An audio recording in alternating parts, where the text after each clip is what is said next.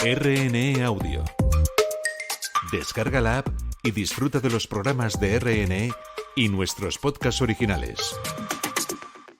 Espacio en Blanco. En Radio Nacional de España, con Miguel Blanco.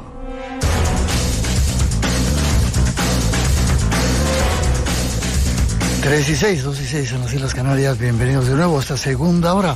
A todos los que estáis escuchando en Radio 1, Radio 5 en directo, a los que nos descargáis a lo largo de la semana, haciendo que seamos, dicen, uno de los programas más descargados, y los que estáis en la radio online en esos cientos de países sintonizados con el Espacio en Blanco.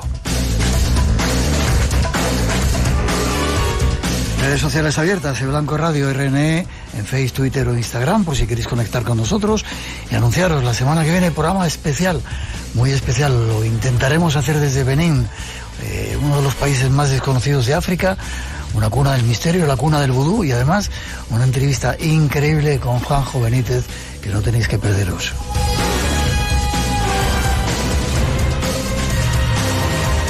Seguimos recibiendo cartas súper bonitas. Dice: muy buenas noches, es la primera vez que escribo al mejor programa de radio, no nos lo creemos, que ha existido y existirá. Sois únicos e irrepetibles. Seguid así por siempre. Un saludo a Miguel Blanco y a todo el equipo de Radio Nacional desde Benavente, Zamora. Un fiel oyente desde hace ya 2 décadas, apasionado por el mundo del misterio. Gracias a todos por escribir esas cartas, esa que hemos leído desde Londres. Nuestros mejores deseos y ojalá sirvamos para acompañaros, y si es para algo más, mucho mejor. Y ahora andamos preocupados por cómo están las cosas en nuestro mundo y tenemos algunos invitados que nos dan informaciones. Irán está respondiendo, ha respondido ya con oleadas diarias de misiles y de drones y continúa respondiendo cuando en estos momentos son las 6:53 de la mañana, hora peninsular española, 1 hora más allí en Tel Aviv. Ha decidido en este instante, como reacción a ese ataque norteamericano a 3 bases nucleares, ha decidido desplegar ese ataque de misiles sobre cielo de Tel Aviv.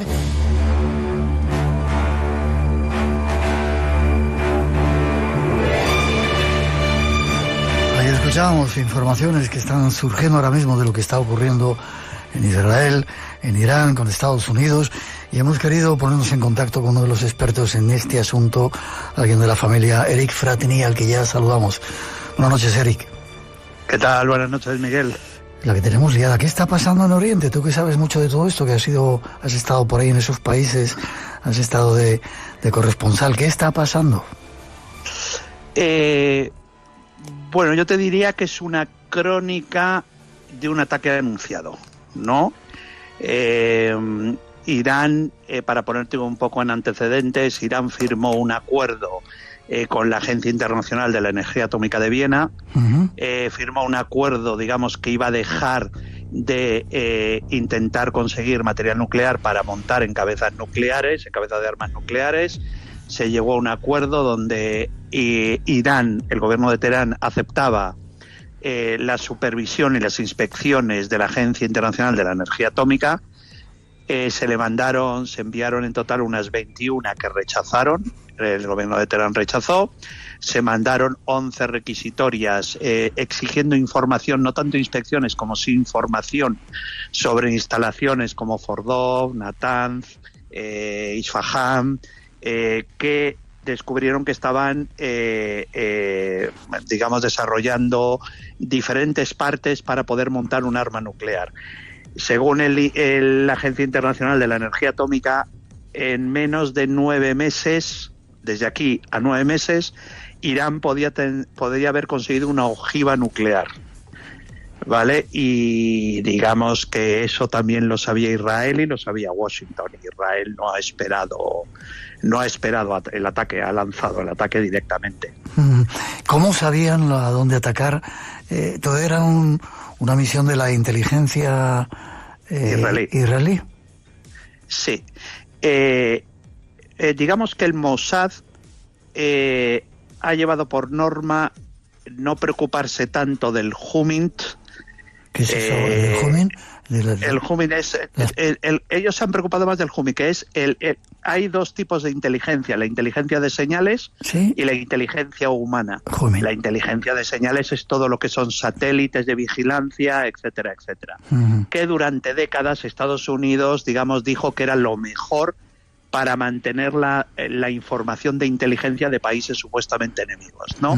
Mientras que Israel es el Mossad, que es el servicio de inteligencia israelí, son partidarios, yo te digo, del hombre con la gabardina, con el sombrero, metiéndose en bares, metiéndose en billares, infiltrándose en organizaciones militares iraníes, y digamos que desde la época de Meir Dagan, el que fue Memuneh del Mossad, el jefe del Mossad, digamos que Meir Dagan ya en el 2006 comenzó a crear una red de infiltrados dentro del propio Irán, en puestos bajos e intermedios, tanto de la Guardia Revolucionaria, de ministerios, etcétera. Después llegó Tamir Pardo, que fue el que le sucedió. Tamir Pardo reforzó esos programas de inteligencia dentro de Irán. Después llegó Yossi Cohen, que fue el último director del Mossad, digamos que fue el primero que activó esas células del Mossad en Israel, matando a gran parte de científicos relacionados con el programa nuclear iraní. Liquidaron también en el mes de noviembre del 2022, creo recordar, en una calle de Teherán al número 2 de Al Qaeda y a su hija, que su hija era la que llevaba los correos entre el gobierno de Teherán y el Hezbollah del Líbano, y también la mataron.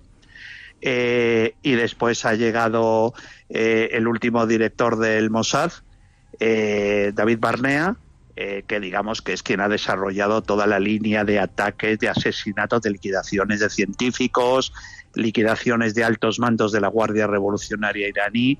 Es decir, que son los grandes maestros. Incluso se dice que el Mossad ha establecido una base permanente, no se sabe dónde, en qué parte de Irán, de drones de guerra. Y digamos que eso ha conseguido liquidar a gente importante del ejército iraní. Hace unos días Israel hacía público que habían liquidado al jefe del ejército, al todopoderoso jefe del ejército iraní. Pusieron a uno nuevo para sustituirlo y 4 días después lo volvió a matar el Mossad. Mató al segundo. Así funciona. Es decir, que están muy bien metidos dentro de Irán. Los servicios del Mossad saben dónde están esos lugares donde teóricamente se está enriqueciendo uranio. No pueden hacerlo ellos y se lo dicen a sus colegas de Estados Unidos, y Estados Unidos un ataque sorpresa y los machaca. No sé si ha sido así. Sí, porque, o sea, cuando liquidan al director del programa científico nuclear de Irán, que lo matan en una carretera saliendo de Natanz, lo matan los israelíes, pero los israelíes lo mataron con información de Trump, cuando estaba Trump en su primer mandato. Y en el segundo caso, digamos que Israel tiene una gran tecnología militar, ¿vale? Pero entendieron que no tenían ese tipo de armamento para poder afectar a instalaciones que a lo mejor están a 80 metros de profundidad, a 60 metros de profundidad, que es más o menos, para que tus oyentes se hagan una idea, para que se imaginen un edificio de 20 plantas por debajo de la tierra. Eso ha sido las instalaciones de Natanz y de Forlov. Y entonces, digamos que ¿quién tenía esa tecnología tan destructiva, capaz de destruir una instalación tan profunda? Estados Unidos, con las bombas, las B-558, que son las que han arrojado los B-2, los bombarderos que salieron de Missouri y con aviones nodriza de combustible que les fueron recargando combustible en el aire, y llegaron y bombardearon, y fueron los que bombardearon porque Israel entendió que no tenían suficiente armamento, pero le dieron la información. Es decir, que la señalización de objetivos ha sido una cuestión del Mossad dentro de Irán. Unas bombas que cuestan un mogollón cada una de ellas, y que algunos dicen que no han destruido todo lo que tienen que haber destruido. Y bueno, sin llegar a justificar todo eso, luego voy a ser un poco crítico contigo, porque no sé si tú serás del Mossad. Igual te están pagando. No. Lo que sí es cierto es que Irán, según dice Irán, ahora veremos la información que sale de la Agencia Internacional de la Energía Atómica, pero Irán dice que les ha retrasado, pero bueno, Irán entiende que no les queda más remedio que reducir la capacidad de desarrollo de armamento nuclear. Porque una de las cosas que ha demostrado esta última guerra de los 12 días, que es como la ha bautizado Trump, sí, un poco como la guerra de los 6 días del año 67 de Israel, es que, Irán no tiene armamento. No tiene armamento suficientemente con alta capacidad tecnológica como para mantener un estado de guerra constante contra Israel, que sí que tiene una gran tecnología, o contra Estados Unidos, que también tiene una gran capacidad, y no solo capacidad, sino tecnología. ¿Por qué? Porque si tú te das cuenta, los misiles que han lanzado son misiles de hace a lo mejor 15, 20 años, esos famosos misiles hipersónicos que le llaman ellos, pero ellos lanzan esos misiles, digamos, a voleo, es decir, a bulto, a ver si son capaces de afectar alguna instalación militar. No son muy precisos. Luego, por ejemplo, fíjate que los israelíes se han paseado por el espacio aéreo de Irán. Los americanos se han paseado sobre el espacio aéreo. ¿Qué quiere decir? Que tienen el dominio absoluto, tanto Estados Unidos como Israel, del espacio aéreo de Irán. ¿Qué arma tiene Irán? Hormuz, el estrecho de Hormuz. Que tienen la capacidad de poder cerrar el estrecho de Hormuz en caso y provocar una crisis económica absolutamente brutal. Pero bueno, él sabe que cerrando el estrecho de Hormuz pierde un aliado muy potente, que es China, porque tú piensas que a través del estrecho de Hormuz pasa un 40% del petróleo que consume China. Yeah. Entonces China ya le ha advertido a Irán que no va a permitir que cierren Hormuz, y por donde pasan 20 millones de barriles diarios, donde pasa un 12% del petróleo que consumimos en España, y que claro, imagínate cómo se pondría el barril. Las presiones de China han conseguido que a Irán, a Teherán, al gobierno de Teherán, sobre el tema del posible cierre de Hormuz, es que ayer el precio del barril de crudo bajó. ¿Qué quiere decir? Que hay seguridad en los mercados de que Teherán no va a cerrar Hormuz. Vale, Teherán parece que tiene que hacer una contraofensiva y avisa, oye, que vamos a tirar 4 bombitas en este sitio a los americanos y los sacas a tomar una cola y una hamburguesa, que vamos a tirar 4 petardos. Lo hacen y ya todo paró. Se para esa guerra de 12 días. Gracias a Trump y compañía nos hemos librado de la Tercera Guerra Mundial, pregunto. Bueno, sí, efectivamente, el golpe que ha dado Teherán sobre Al-Udair. Al-Udair es una base importante en Qatar porque es el comando central de operaciones de los Estados Unidos en el Golfo Pérsico y el Mar Arábigo. Entonces tiene aproximadamente destacados ahí unos 10.000 efectivos. Y digamos que no ha afectado a ninguna instalación militar, ni ha afectado a ninguna zona militar, ni a ninguna zona civil. Es decir, que probablemente, pues estarían avisados, se les ha dicho, bueno, os dejamos salvar la cara ante los iraníes para que se queden tranquilos. También creo que lanzaron un par de misiles que no llegaron a la base de Bahrein. En Bahrein tienen una base, es la sede, el cuartel general de la 5ª Flota estadounidense. y tampoco, o sea, fue una cosa, un par de misiles que derribaron inmediatamente los americanos, ¿no? Vale. Pero bueno, eso le ha permitido un lavado de cara hacia su población. Vale, nos hemos librado de la Tercera Guerra Mundial, por lo menos por el momento. Me quedan 2 minutitos. Voy a ser un poco más crítico. ¿Tiene solución la guerra de Gaza, esa que tiene Israel con el pueblo palestino? No tiene solución. Dentro de 20 años, 25, 30, 40 años se seguirá hablando del conflicto en Oriente Medio. Qué pena. Por lo menos nos hemos librado de esa Tercera Guerra Mundial de Irán, que parecen más tranquilitos. El papá Trump ha parado todo en esa guerra de 12 días y podemos dormir tranquilos una noche más, ¿no? Digo. Por ahora. Por ahora. Forma de contacto contigo, Eric. Pues a través de Instagram, mi cuenta Eric Fratini, que ahí recibo mensajes, y a través de mi mail privado, que me puede escribir todo el mundo, que es público, ericfratini@gmail.com. Como siempre, un placer. Ese análisis que haces desde el punto de vista de esa estancia y esas informaciones que tienes en esa zona. Te veo prontito. Feliz verano. Un abrazo muy grande. Fuerte, hasta prontito.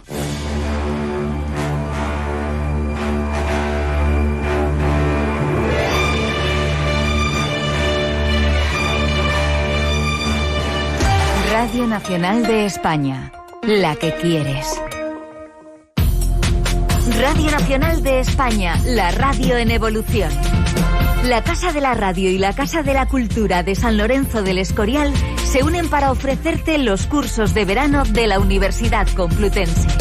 Del 30 de junio al 4 de julio, disfruta de nuestros programas en directo y talleres para aprender todo acerca de la radio. Consulta en cursosveranoucm.com las actividades programadas por la Universidad Complutense y Radio Nacional. Vamos, vente. Entrada libre hasta completar aforo. Y recuerda, La Observadora. Sábados y domingos a las 11:30 de la noche. Radio Nacional de España, la que quieres. Eso que crees haber soñado.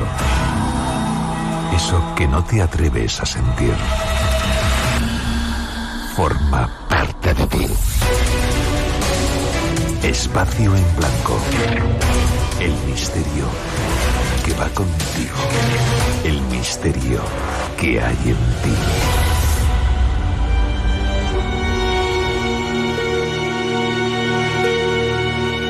Tres y 23, 2 y 23 en las Islas Canarias. El misterio continúa y Tere Vilas, que la escuchabas ahí, está esta noche aquí en directo con nosotros y hay más temas preparados. Nos hemos librado de la Tercera Guerra Mundial, por ahora decía nuestro anterior invitado, ojalá nos lo veremos para siempre. Ahora viene una de monstruos, ya veréis.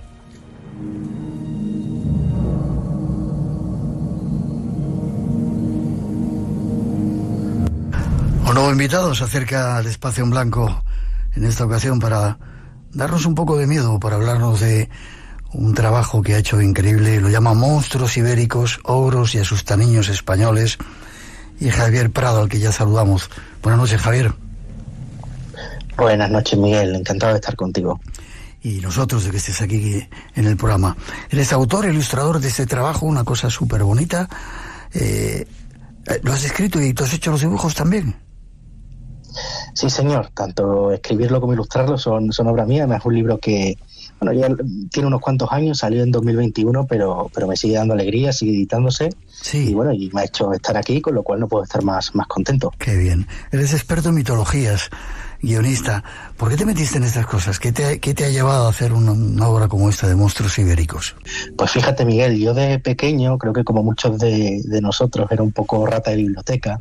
Me dejaba todo el dinero que me daban mis padres en libros sobre mitología, sobre leyendas, los que podía encontrar en la librería, sobre mitología europea, nórdica, ya en los últimos tiempos japonesa, también egipcia, pero me di cuenta de que, bueno, que no había nada cercano, siempre las cosas ocurrían, las cosas fantásticas, los hechos legendarios parecían ocurrir muy lejos, y poco a poco me fui formando, fui leyendo, y fui descubriendo que en España tenemos un patrimonio cultural legendario súper rico, pero no muy conocido, porque la mayoría estaba encapsulado como insectos en ámbar en libros muy antiguos. La mayoría de informantes de las personas que conocían estas leyendas ya habían muerto, y se mantenía como un olvido colectivo en torno a esta mitología popular.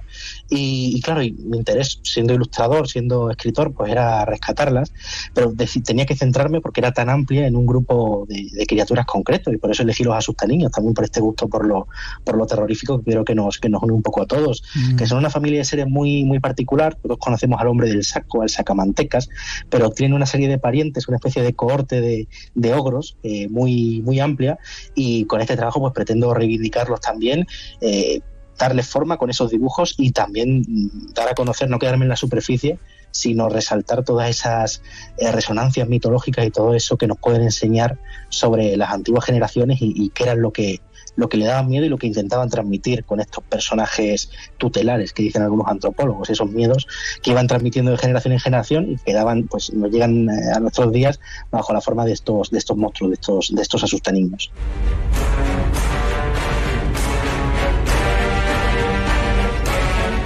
Pues vamos a viajar un rato. Qué bien que haya personas como tú, cada vez nos encontramos más aquí en el programa, que están recuperando todas estas historias que están a punto de morir para que sigan ahí vivas. ¿Hay muchos monstruos en España? Va con doble sentido la pregunta, ¿eh? Hay muchísimos. En cada pueblo prácticamente tienen su asustaniño, su monstruo predilecto. Sí, tienen su personaje particular. Más muy curioso porque dependiendo del pueblo pueden ser prácticamente idénticos, ¿no? Hombres del saco prácticamente en todas las regiones españolas, pero cada uno le da su toque, ¿no? En el norte tienen quizá unos seres más sanguinarios, en el sur ese componente terrorífico se ha ido suavizando, pero sí, prácticamente cada pueblo, cada aldeíta de España tiene su monstruo y tiene su costumbre, que a veces vienen de tiempos muy antiguos, como vamos a ver a lo largo de este recorrido por los más interesantes, los más conocidos. Uh-huh. Es curioso porque a veces que hemos hecho programas hablando del sacamantecas o de esos monstruos que aparentemente es una leyenda, están basados en hechos o en individuos reales. No sé si en tu libro has recogido algo de eso. Sí, claro, los sacamantecas quizás es el ejemplo más sangrante, nunca mejor dicho, si se me permite la broma. Son personajes que, antiguamente, sobre todo en el siglo XIX-XX, esta creencia presente en la sociedad sobre que la sangre joven, la sangre de niño, las mantecas, la grasa, curaba determinadas enfermedades como la tuberculosis, pues propició algunos crímenes terribles de los que doy cuenta en el libro. Pero claro, no solo los criminales son carne de convertirse en monstruos, ¿no? De hecho, yo el libro lo divido en capítulos, en una serie de secciones. Hablo de los monstruos, los que devoran, los tragaldabas, los ogros. Hablo también de algunos, los chupasangres, esos vampiros que tan sui generis que tenemos en España, los secuestradores. Y hay precisamente un capítulo que son los monstruos basados en personajes históricos. Personajes históricos que, como veremos, como por ejemplo el tío Camuñas, que era un héroe de la Guerra de Independencia transformado en monstruo, o personajes también del poder político, como María de Padilla, acabaron convertidos en seres con los que se asustaban a los niños.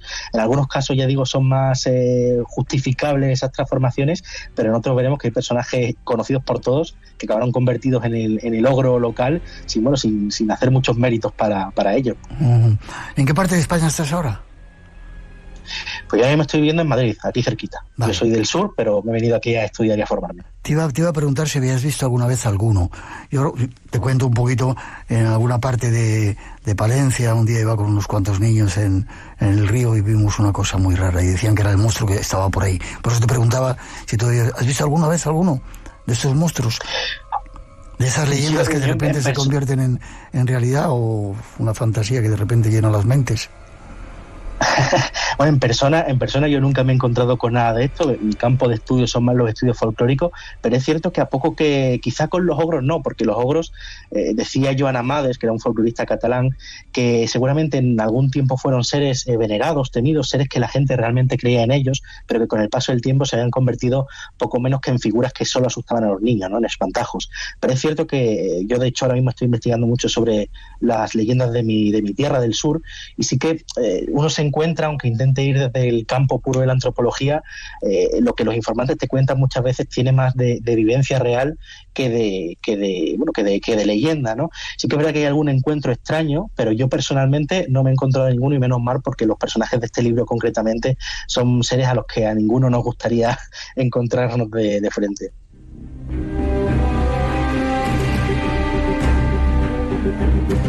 Pues vamos con los primeros, devoradores y dragones. Elige tú el que más te guste. Aquí tienes Orcabella, el fraile Motilón, Gurrumella, María Bruta, el Cuegle, Tragantia, no sé, elige uno. Sí, bueno, es que esta sección me encanta porque son quizás los más pródigos en nuestra geografía. Son esos personajes que se dedican a comerse a los niños, que es algo muy socorrido en este tipo de personajes. Sería muy complicado quedarme con uno. Por ejemplo, la leyenda de la Tragantía de Cazorla me encanta, esa princesa musulmana convertida en serpiente, que también tiene muchas resonancias míticas. Pero por decir uno algo menos conocido, tú lo mismo lo has mencionado, la Orcabella. La Orcabella aparece ya, además, ya digo que estos seres muchas veces no son creaciones, podríamos decir, de los padres de tiempos recientes, sino que vienen de muy antiguo. Y la Orcabella aparece por primera vez en un libro de un caminante que hace la ruta desde, por el Camino de Santiago, ¿no?, en el siglo XVI, y escribe un libro, es anónimo, pero que lo titula Silva Curiosa. Y bueno, allí comenta muchas leyendas, muchas historias que se cuentan por el camino, y dice que cuando llega a Finisterre, a esa tierra que antiguamente los locales decían que era el fin del mundo conocido, pues allí le hablan de la Orcabella, y la Orcabella decían que en tiempos pretéritos, en tiempos, decían, de las guerras entre musulmanes y cristianos, era una mujer bárbara, vieja, muy fea, prácticamente deforme, que había llegado a Galicia de no se sabía muy bien dónde, pero que había prácticamente devorado, porque era antropófaga, a toda la población, ¿no? Era tan terrible que nadie podía vencerla, porque decían que solo con mirarte o rozándote la piel te mataba directamente. Y tan sanguinario era este personaje que llegó un punto en el que ella misma se cansó de sus correrías, y como una de esas antiguas deidades dicen que se enterró a sí misma, se enterró en algún punto que algunos sitúan en el Monte Facho, pero que no queda muy claro. Y lo que nos comenta este caminante, que no vio a la Orcabella, pero sí dice que encontró una serie de carteles puestos por los lugareños de la zona, advirtiendo a los peregrinos que no se acercasen a esa zona donde estaba enterrada, para que no la despertaran, ¿no? Y de hecho hay un cartel que decía: quien pasare de este agujero nunca pase el año entero, ¿no?, haciendo referencia a que esa Orcabella seguía por ahí enterrada. Otro verso decía: aquí yace sepultada dentro de esta peñadura la enemiga de Natura, Orcabella la encantada, ¿no? Y bueno, es una leyenda que puede quedarse ahí, pero que también algunos antropólogos lo relacionan con esos viejos cultos. De hecho, Orcabella dicen que podría ser una especie de evolución del Arca de la Bella, ¿no?, que es una forma de referirse a los menires, con lo cual quién sabe si estamos ante una vieja deidad que ha sido convertida en monstruo con el paso de los años, pero que que dicen que está enterrada por allí. Así que yo, por si acaso, no me acercaría mucho ni intentaría excavar, no vaya a ser que algún día encontremos la tumba de esa Orcabella y vuelva para hacer de las suyas.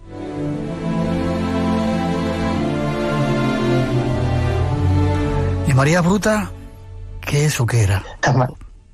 María Bruta es otro personaje también muy, muy entrañable, otro de estos devoradores, que era un personaje que en algunos pueblos de la comarca barcelonesa, esta era bastante más sofisticada que la Orcabella, porque también la describían como una ogresa gigantesca, antropófaga, pero que decían que las leyendas de la zona, que regentaba en una caverna una especie de ¿cómo decirlo?, de restaurante para ogros, ¿no? Decía que secuestraba a los niños de la zona y luego se los servía a otros seres de su calaña, pero ya más aderezados, más cocinados, ¿no?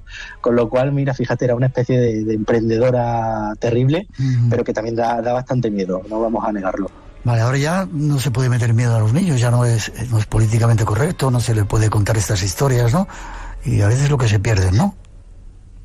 Claro, sí, con este libro tampoco pretendo revitalizarlo, porque es verdad que hay algunos bastante bestias, pero hombre, es cierto que tienen algo entrañable estos seres, y sería una pena que todos los fantasmas se fueran del todo, ¿no? Que todos estos seres pues acabaran olvidados, porque nos enseñan mucho también de cómo era antiguamente la educación y las generaciones pasadas. ¿El fraile Motilón qué hacía o cómo es?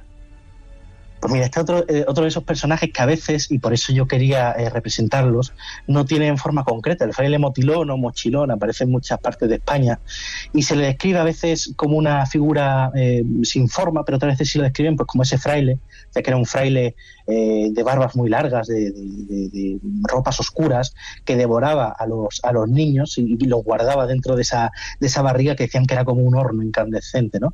Es muy curioso porque es verdad que, aunque es un ogro a todas luces, esa relación con la Iglesia seguramente venga por el poder que antiguamente los curas tenían en los pueblos, ¿no? Que muchas veces hasta el punto se asustaba a los niños con la figura del cura, con una figura, bueno, un poco siniestra. Y es cierto, por ejemplo, en Murcia también se habla de otro cura terrorífico que le llamaban Diente Negro, que era una especie de demonio que se vestía con hábitos franciscanos para llevarse a los niños, hasta el punto de que las madres les daban escapularios y medallitas para protegerlo de este ser, ¿no?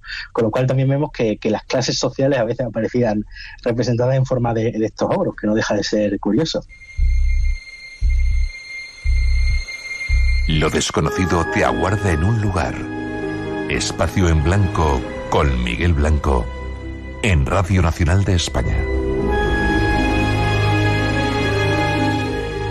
Y esta noche caminando con Javier Prado por senderos donde habitan monstruos ibéricos. Vamos a dar un salto. Además es curioso, hay un capítulo que hablas de la niebla, la noche y el miedo. A pesar de que ya estamos en un mundo tecnológico, a casi todos los niños o jovencitos les gusta pasar miedo, se meten a ver ahora vídeos y cosas en esas redes sociales, pero nos gusta pasar miedo, ¿eh? Desde luego nos gusta y es seguramente la emoción más primaria, la emoción de la que depende la supervivencia. Tú comentabas el hecho de que la propia noche, la niebla, eran en algunos puntos de Cataluña personificadas en criaturas asustaniños. Si mal no recuerdo, en la zona de Cerdaña decían que la niebla le decían a los niños que no salieran cuando había niebla porque podían chuparle y dejarles prácticamente como cascarones huecos. Decían que la niebla le chupaba todo ese aliento vital, y es cierto que al final la noche tiene algo, como tú bien sabes, atávico, algo que incluso la persona más sofisticada la deja en un bosque a oscuras, y bueno, y todos estos seres, si bien crea o no en ellos, sí que empiezan a cobrar cierta sustancia. Aparecen de repente, seguro. En estos terrores nocturnos hay uno que llamas la mano negra. ¿Qué es? ¿Cómo es? Pues la mano negra es tan simple como eso, es una mano, una articulación autónoma que dicen algunos que vaga por ahí pues eso, secuestrando, llevándose a los niños, asfixiándolos en sus camas. Es un personaje además que, ya digo, viene de muy antiguo, porque ya en los siglos XIV y XV aparece el término manpesada o manpesadilla, y decían que esta mano, que estaba prácticamente recogida en todas las comunidades autónomas españolas, se ponía en el pecho de los durmientes para provocarles pesadillas, que es algo que lo relaciona con esos incubos, esos súcubos, esos demonios medievales que perturbaban el sueño, y ha quedado en la tradición española como un personaje que a día de hoy incluso se sigue usando para asustar a los niños. Por ejemplo, en Zamora había una versión un poco más amable que decía que la mano negra se llevaba a los niños que comían chocolate escondidas. En Segovia era bastante más bestia porque decían que vivía en los pozos, otro de esos sitios donde los niños podían malograrse con facilidad, y por eso inventaban toda esta serie de terrores para que no se asomasen, y uno de ellos era esta mano negra que allí decían que reptaba por las piedras del brocal, y a los niños que se asomaban al pozo les sacaba los ojos, ¿no? Bastante más bestia. Qué miedo a eso.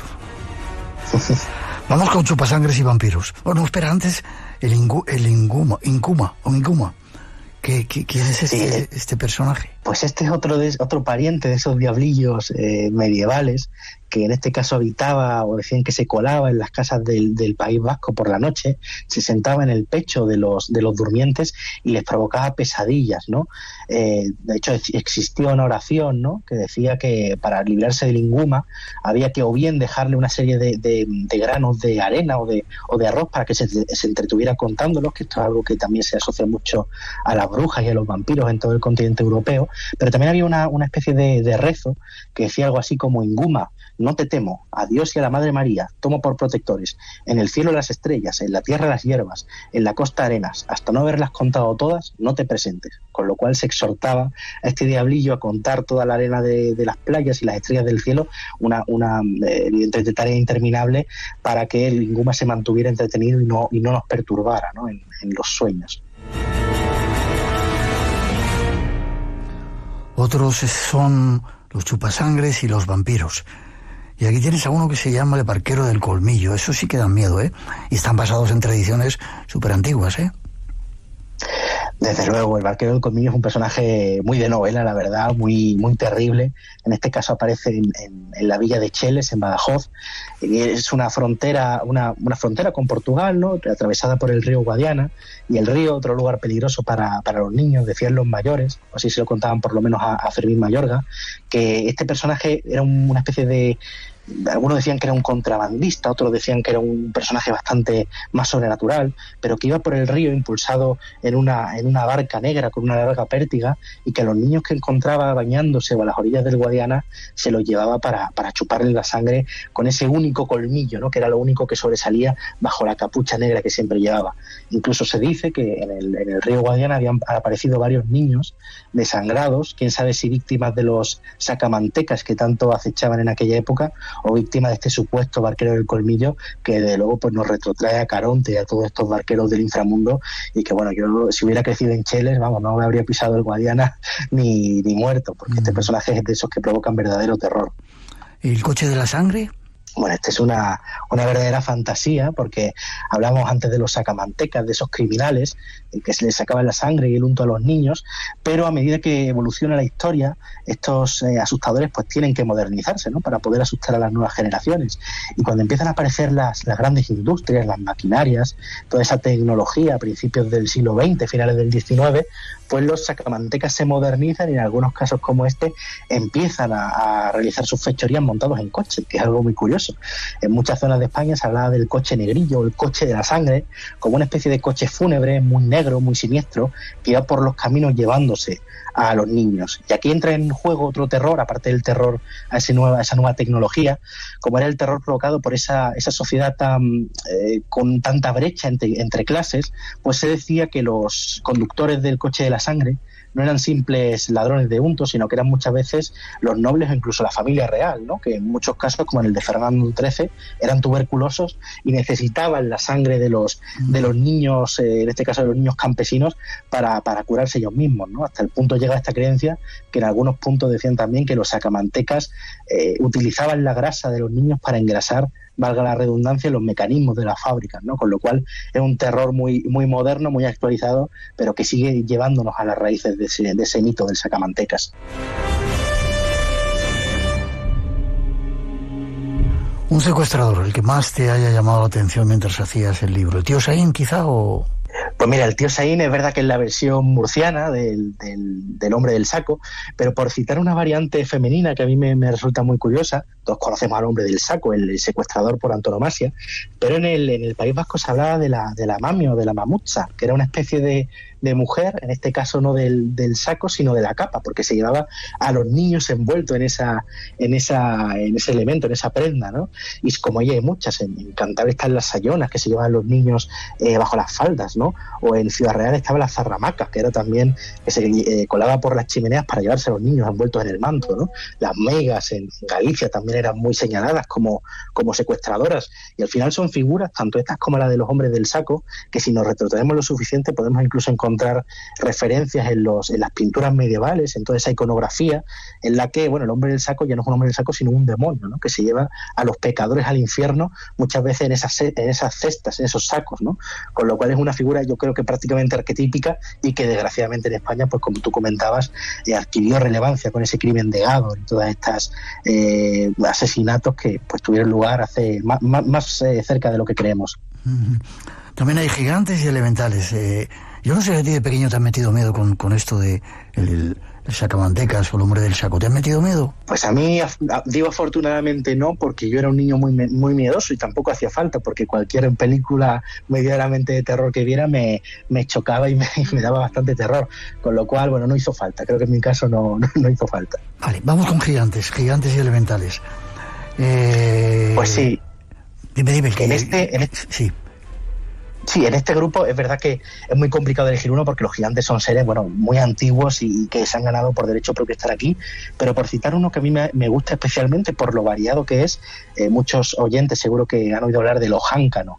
ese cíclope cántabro, esa versión del cíclope clásico, pero que realmente tiene muchas encarnaciones a lo largo de la península.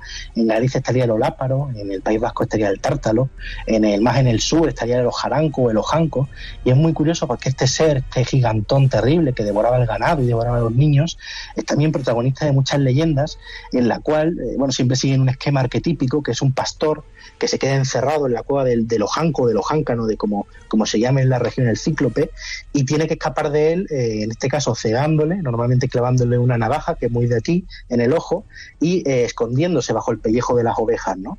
Para que no sea detectado por las manos ya del gigante ciego, que evidentemente esto es una reinvención del mito del cíclope Polifemo, de ese Ulises que escapa en la Odisea de este ser terrible, y es muy curioso porque solo en Europa hay varios antropólogos que han recogido cerca de 400 versiones distintas del cuento, ¿no? Y ya digo, en España sigue contándose esa historia ya totalmente descontextualizada, pero que sigue teniendo al cíclope, quizá el gigante sanguinario por antonomasia, tal y como se narraba en la Odisea, pues como protagonista. Uh-huh. Y vamos ahora con otra cosa que sí está más de actualidad, o por lo menos que hemos hablado muchas veces en el programa. Ensabanados los llamas tú, o ensotanados. Es un mito que sigue estando y que mucha gente ha visto. Yo he tenido la oportunidad de entrevistar a personas que se habían encontrado con alguno de estos seres extraños. La pantarruja, por ejemplo, o el matuteros. ¿Quiénes son? Pues sí, estos personajes tienen también mucha resonancia misteriosa. Yo me refiero más a los de carne y hueso, porque como tú bien sabes, la pantaruja o los matuteros o la bubota, que se le dice en Valencia, era un disfraz que en muchos casos era utilizado pues por gente del más acá, para cometer determinadas tropelías o actos que no querían que quedaran a la luz pública. Por ejemplo, pues ver a un amante, o incluso cometer robos, o incluso cometer asesinatos.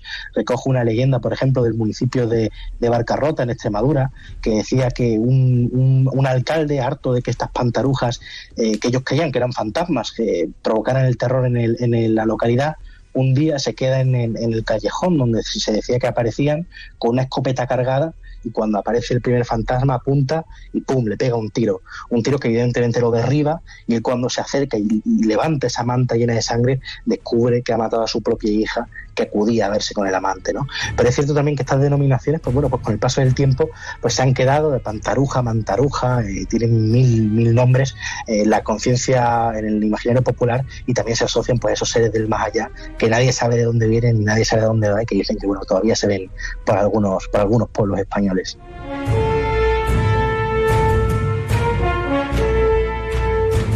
Con eso sí que es mejor no encontrarse por la noche. Vamos con algunos históricos. Hay uno que, el relojero de Banaguas. ¿Quién era este personaje? ¿Y está basado en alguien? Pues sí, claro, en este capítulo, como decíamos antes, están todos los personajes que en algún punto fueron reales, pero que tras su muerte acabaron convertidos en ogros, en asustaniños, ¿no? Comento casos como, por ejemplo, el del tío Camuñas, ese guerrillero, María de Padilla, la amante de Pedro I el Cruel, incluso Miguel de Unamuno, que acabó convertido en asustaniños de Salamanca. Pero en este caso, el relojero de Banaguas es un caso que además me tocó muy de cerca, porque lo estuve investigando, aparecía mencionado, había una mención muy escueta a él, pero hablando con gente de Huesca y de los pueblos cercanos, descubrí que era un relojero del pueblo, no de Banaguas, aunque se le denomina relojero de Banaguas, sino que realmente vivía en Baraguas, que es un pueblo de nombre muy similar que estaba cerca, y se decía que era un personaje jorobado, con algún tipo de malformación, y que por eso pues era también muy temido por los niños, ¿no? Decían que iba de pueblo en pueblo vendiendo unos relojes que tenían también fama de chapuceros, y que los niños, las madres, asustaban a los hijos con este personaje de aspecto terrible, hasta el punto de que habían creado una cancioncilla, ¿no? Que decía algo así como: relojero de Banaguas, que en el cielo no entrarás, que entrarás en el infierno, que te espera Satanás, ¿no? Era una cancioncilla popular que cantaban los niños mientras huían de él cuando aparecía por los pueblos. Y bueno, también esta es la cara, ¿no?, más trágica, más dramática de muchos ogros, que eran personajes reales que, bueno, por algún tipo de malformación o de oficio eran despreciados y acababan convertidos pues en seres de la tradición popular, pero de la cara más terrorífica del imaginario. ¿Y Miguel de Unamuno servía para meter miedo a los niños? Sí, Miguel de Unamuno es seguramente el ogro más divertido, por así decirlo, del libro, porque no sabemos muy bien por qué. Miguel de Unamuno, el célebre escritor que muere al inicio de la Guerra Civil, por algún motivo, en los años siguientes, en las calles de Salamanca, era posible oír la amenaza, ¿no?, a los niños de duérmete a tu hora, que si no, que viene un amuno, como si fuera una especie de ogro terrible.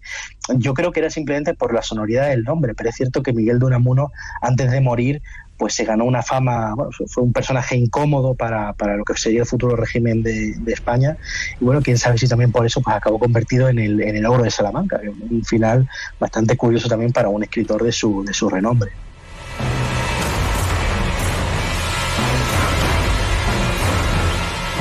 Y hablas también dentro de este capítulo de oficios temibles, entre ellos el sereno. También metía miedo el sereno, el pobre hombre. ¿Cuántas veces ayudaba a la gente a entrar en su casa? Sí, no, desgraciadamente es que todos podríamos convertirnos en un monstruo en un momento dado. Pero sí, había una serie de oficios, algunos con mayor o menor sentido, que eran carne de convertirse en asustaniños. Por ejemplo, los médicos, ¿no? Siempre, sobre todo los médicos rurales, que eran personajes que venían de fuera y se dedicaban a pinchar a los niños de un pueblo, pues siempre existía ese miedo al extraño y al médico, al matasanos, ¿no? Se podría decir. También la policía, los guardias civiles eran asustaniños muy socorridos, y luego está el caso del sereno, ¿no? Que bueno, también con esa figura que iba por la noche, con el candil, a veces armado también con ese chuzo, pues sí que es verdad que infundía cierto respeto. De hecho, el poeta Apeles Mestres, ¿no?, decía que cuando él era joven, algunos serenos, intentando hacerse los simpáticos con los chiquillos, pues les daban una serie de caramelos, iban casa por casa, pues a la hora de recoger esa recaudación, pues daban unos caramelos a los niños, y decían los padres que ese dinero que le daban al sereno era el pago para que no se llevara a los niños, con lo cual también contribuía mucho las familias a generar ese terror, en este caso una profesión tan inocente como la del sereno. ¿Que cuántas veces ha ayudado a la gente? No hablas de hombres lobos, y sin embargo en España tenemos un ejemplo, Manuel Blanco, Roma Santa, que se decía que se convirtió en hombre lobo, y que en Galicia hizo unas cuantas, bueno, no solamente en Galicia, en algunos lugares de España, unas cuantas tropelías, ¿eh? Vamos con animales, ya casi terminando. Caballo sin cabeza, esto da mucho miedo, ¿no? Bueno, el caballo sin cabeza es un símbolo del terror que ya menciona Miguel de Cervantes en la obra del Coloquio de los Perros. Dice que una de las supersticiones más populares de la época era pues la del caballo sin cabeza, que aparecía para llevarse a los niños, ¿no? Y ejemplos de ello hay muchos. Por ejemplo, en la zona de Navarra, de Zurberoa, se decía que aparecía un caballo sin cabeza que recorriendo los montes, que era un presagio inequívoco de muerte para quien lo veía. De hecho, bueno, con Israel Espino, sé que hace poco estuviste hablando de todos estos animales que predicen la muerte. Hay muchos aspectos, muchos variantes, ¿no? En Cataluña estaría el caballo tonto, que era también un caballo que aparecía en las casas para comerse a los niños. Pero uno de mis favoritos también, por tirar a la tierra, en Granada está el velludo, o el caballo descabezado, que ya lo recoge Washington Irving, ¿no? Que decían que era un fantasma, un caballo sin cabeza que aparecía por el Albaicín y recorría desde lo alto de la Alhambra hasta las zonas más bajas de Granada, una carrera interminable algunas determinadas noches, y que arrollaba a todo el que veía, con lo cual también es una figura arquetípica, y que por qué no iba a acabar convertida en un asustaniños. Qué miedo debía dar. Y hay uno que lo pones en el libro, quizá como una leyenda, pero yo lo he visto, así que en la isla de La Palma, los cibicenas. Perros. Sí, conozco. Sí. Conozco la historia que comentas, y bueno, yo también es que me centro más en el folclore, en la mitología, sí, pero que es cierto que muchos de estos animales, y sobre todo estos tibicenas, ¿no?, que tienen mucha tradición en las Canarias, que a veces son considerados, incluso está la parte negativa, la parte de asustaniños, pero también son considerados por muchos guanches o eran considerados como guardianes de los difuntos, ¿no?, como personajes que custodiaban los túmulos. También el perro negro, como tú bien sabes, tiene mucha tradición, se relaciona con el inframundo, y bueno, estos tibicenas, que eran descritos como unos perros muy lanudos, con unos ojos y unos dientes tan brillantes que se veían en la noche más profunda, pues eso es, decían que se llevaban a los niños que se portaban mal, pero desde luego es ya una capa más moderna, y los tibicenas vienen de muy antiguo, y ya entonces se les tenía como seres del más allá, y que tenían mucha relación pues con los funerarios y con los difuntos.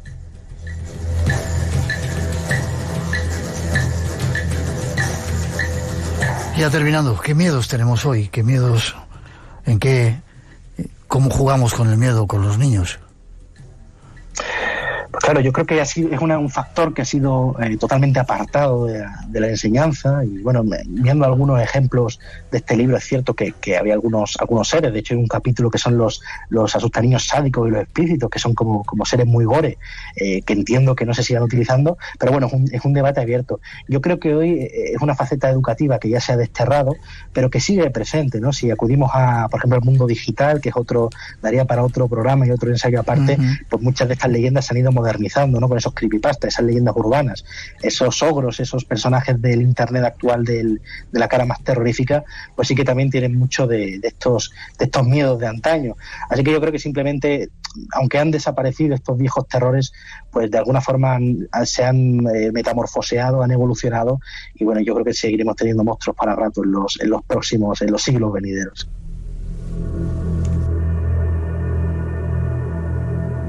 Monstruos ibéricos, ogros y asustaniños españoles. Hemos hecho un pequeño repaso del trabajo increíble que ha hecho Javier Prado.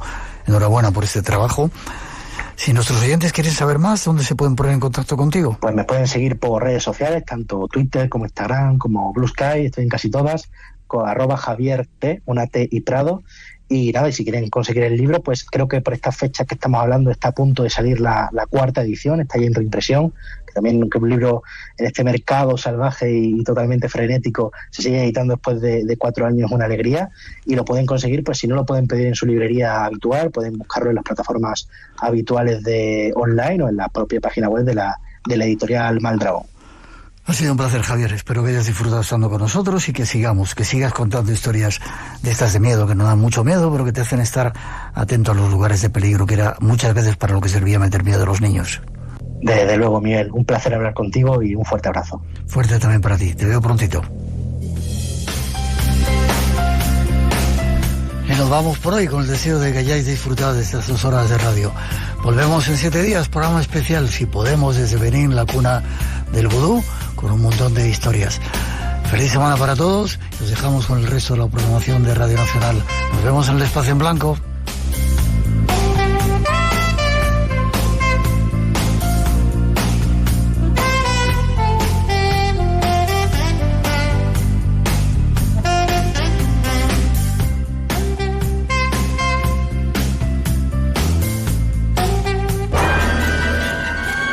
Por hoy terminamos.